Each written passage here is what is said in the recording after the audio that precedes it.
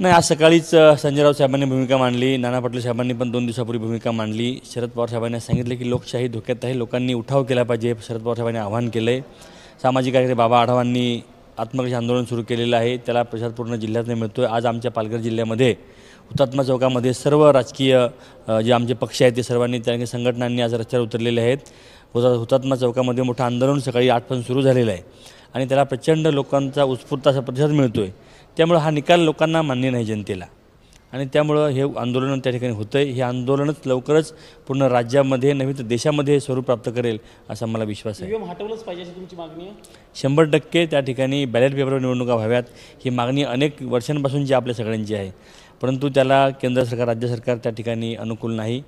पण जनता आता रस्त्यावर उतरल्यामुळं भविष्यकाळात त्याच्यामधून निवडणुका होतील असा मला विश्वास आहे. मुसर साहेब, आज 8 दिवस झाले मुख्यमंत्री पदाचा निर्णय अद्यापपर्यंत झालेला नाही. निकाल लागला, 200च्या वरती जागा महायुतीला आलेली आहेत, पण निकाल लागलेला नाही. कशामुळे मुख्यमंत्री पदासाठी वेळ लागतोय? ज्याप्रमाणे राजस्थान आणि इतर राज्यांमध्ये जसे अनेक धक्कादायक निर्णय त्यांच्या नेतृत्वाने घेतलेत, तसा निर्णय एखादा येऊ शकतो आणि विद्यमान ज्यांची नावं येतात त्यांना वगळून नवीन चेहरा देण्याचा प्रयत्न त्या ठिकाणी भारतीय जनता पक्ष असू शकतो असं मला वाटतं. म्हणजे देवेंद्र फडणवीसांच्या नावावरती काठ मारली जाऊ शकते, फुली मारली जाऊ शकते असं मला वाटतं? नाही, आता मध्य प्रदेशमध्ये शिवराज सिंग चौहान साहेबांना हटवून त्या ठिकाणी दुसरे मोहन यादव साहेबांना ती संधी दिली. राजस्थानमध्ये वसुंधरा राजेंना हटवून त्या ठिकाणी भजनलाल यांना संधी दिली. छत्तीसगडमध्ये त्या ठिकाणी आपले अर्जुन मुंडांना हटवून त्या ठिकाणी विष्णुदेव सहायंना संधी दिली. हे तिन्ही गोष्टी बघता तसाच ट्रेंड आणि पॅटर्न मला वाटतं महाराष्ट्रामध्ये होईल असं मला वाटतं. महाराष्ट्रात तसं पॅटर्न झालं तर कुणाचं नाव येऊ शकतं सरप्राईजिंगली? नाही, ते सांगू शकत नाही. अनेक नावं त्यांच्याकडे चंद्रकांत पाटील आहेत, विनोद तावडे साहेब आहेत, किंवा अजून कुठले नाव त्यांच्याकडे येईल काही त्या ठिकाणी वाटत नाही काय होईल. एक पराभूत झालेल्या तुमच्या पक्षाच्या किंवा निवडून आलेल्या आमदारांना अजित पवारांच्या पक्षाकडनं फोन केले गेले होते, संपर्क साधला गेला होता, अशा काही मागच्या काही दिवसापूर्वी चर्चा सुरू झाली होता. तुम्हाला फोन आला का? त्या चर्चेत नेमकी किती तथ्य आहे? नाही, बाकीच्यांना कोणाला फोन आले तसं माहिती मिळते आहे, परंतु मला स्वतःला अजित पवार साहेबांनी फोन केलेला नाही.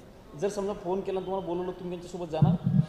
नाही, मी आधी माझी भूमिका स्पष्ट केली, आताही स्पष्ट करतो की मी कालच शरद पवार साहेबांची भेट घेतली, अतिशय चांगल्या पद्धतीने चर्चा त्यांच्याशी केली आणि राज्यामध्ये पक्ष पुन्हा कसं संघटना उभी करायची या संदर्भातली चर्चा, सखोल चर्चा जवळपास 1 तासभर चर्चा केली आणि त्यामुळं त्या ठिकाणी मी साहेबांसोबत राहण्याचा माझा निर्णय कायमस्वरूपी राहणार आहे आणि तो आयुष्यभर तोच निर्णय राहील. तुम्ही दिल्लीत आहात, राहुल गांधी यांची ईव्हीएमच्या मुद्द्यावरती भेट मागितलेली आहे, काय? राहुल गांधींच्या भारत जोडो यात्रेमध्ये मी सक्रिय सहभाग नोंदवला होता. त्यांच्या शेगावच्यामध्ये मी सुद्धा 4 दिवस तिथे होतो. माझ्या घरी येऊन गेले राहुल गांधी साहेब. 14 मार्चला जेव्हा भारत जोडोचा यात्रा आली आपल्या महाराष्ट्र राज्यामध्ये, त्यांचा मुक्काम माझ्या घरी होता, माझ्या गावी होता. माझ्या घराच्या बाजूलाच ते राहिले होते. माझ्या संपूर्ण कुटुंबाशी संवाद साधला होता आणि माझ्या मतदारसंघातून त्यांनी रोड शो पण केला होता. त्यांना मी एक संघर्ष योद्धा म्हणून मानतो आणि त्यांच्याकडून प्रेरणा घेण्यासाठी आणि या ईव्हीएमबद्दल त्यांना सगळी माहिती देण्यासाठी मी त्यांची वेळ मागितलेली आहे. ती वेळ मला आज मिळेल आणि माझी त्यांची चर्चा होणार आहे त्या विषयावर आणि पुढची आम्ही जी काही रणनीती ठरवायची आहे ती त्या ठिकाणी ठरवू.